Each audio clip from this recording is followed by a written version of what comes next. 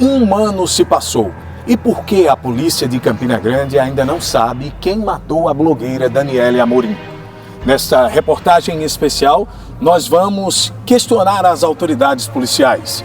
Vamos entender por que a investigação não foi concluída.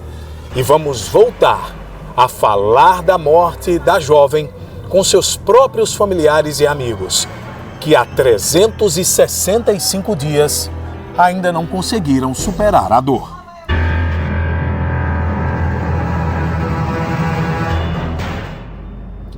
Uma investigação que já circulou em 2 delegacias especializadas.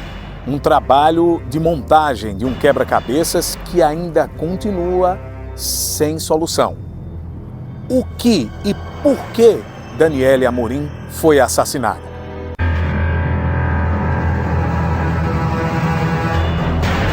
Por que imagens do crime nunca foram divulgadas, apesar da ação ter ocorrido em uma das vias mais movimentadas do bairro do Cruzeiro? O caso Daniele Amorim foi o único latrocínio da DRF que em 2022 não foi elucidado.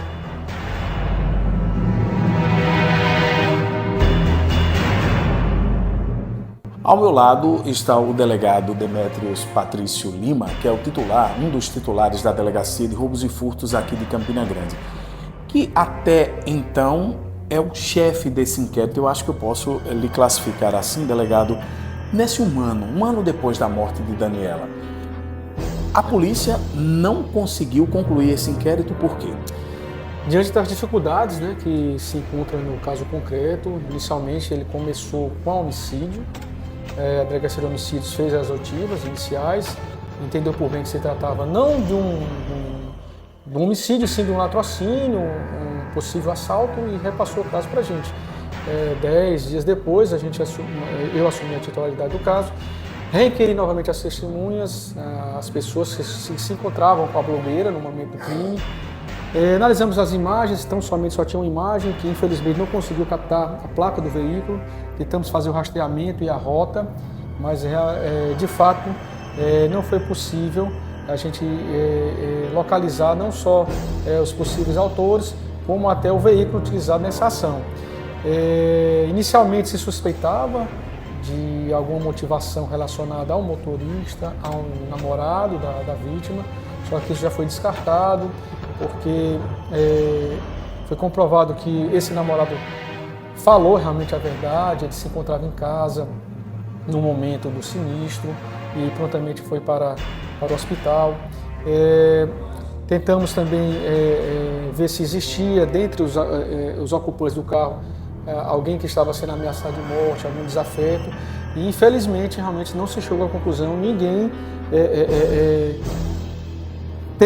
sofreu ameaças e também não foi evidenciado que de fato se tratava de um assalto, porque do jeito que foi o modus operandi, não teve o bloqueio do veículo, tanto é que teve a fuga, não teve propriamente nenhum dos ocupantes do veículo escutou, né, o anúncio de um assalto. Então o caso, apesar de já ter transitado há um ano, nenhum fato novo se chegou aqui à delegacia para colaborar na solução do caso. Delegado, de fato, as 4 pessoas que estavam no carro, a Daniele, mais 3 pessoas, 2 amigas e o motorista que também era amigo dela, eles foram ouvidos. As versões deles são iguais? Tem algum ponto de divergência? O que é que o senhor pôde concluir disso?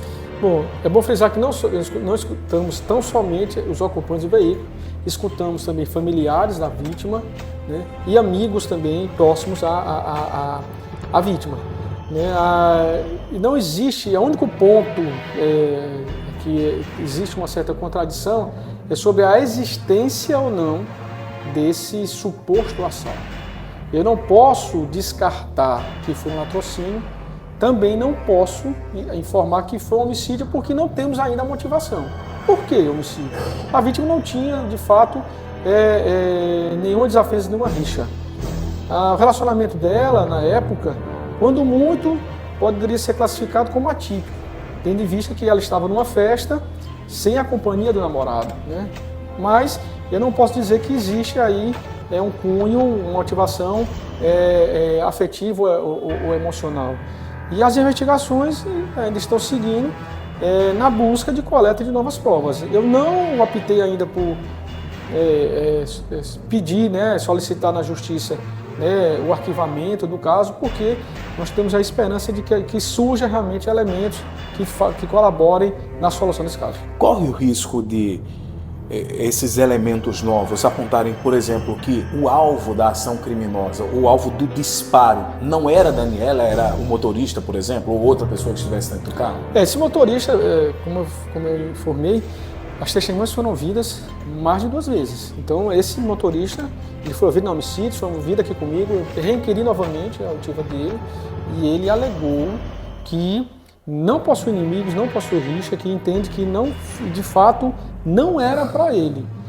Foi levantada até a tese que ele já havia sofrido outros 2 atentados, questionei ele sobre isso e ele informou que não, foi um assalto que ocorreu no local onde ele estava e nem foi propriamente sobre a pessoa dele, 5 pessoas que estavam próximas. Então ele alegou que não, que pelo contrário, ele não tem inimigos nem desafetos com ninguém. De madrugada a gente saiu do Parque do Povo em direção, a menina me pediu uma carona, né?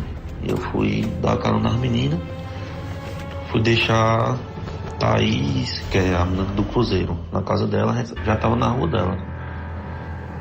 Assim que eu entrei para a rua dela, na esquina tem um espetinho, um gonga. Eu entrei pela esquerda. E tinha um carro na nossa frente, um Onix branco. Ele passou o primeiro quebra-mola, eu passei atrás dele. No segundo, o rapaz já desceu do carro gritando, perdeu, e deu o primeiro disparo. Assim que ele deu o primeiro disparo, foi aí que eu fugi. E o cara continuou atirando no carro. Deu o primeiro, deu o segundo e continuou atirando, e a gente fugindo. E para tentar o assalto, né? Eu acho que se tivesse ficado, teriam matado todo mundo, né? As imagens e os testemunhos confirmam que quantos criminosos participaram dessa ação? Quantos estavam nesse carro? No mínimo 2 indivíduos, um que dirigia e o outro que desembarcou do veículo do lado do passageiro e efetuou esse disparo. Eles agiram no momento que houve a redução para o quebra-molas, ou isso para a barreira?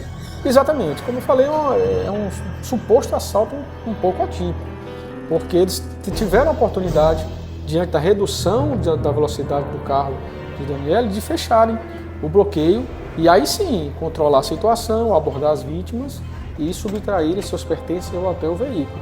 Só que isso não aconteceu, né? Eles só emparelharam, como já foi dito anteriormente, e efetuaram esse disparo.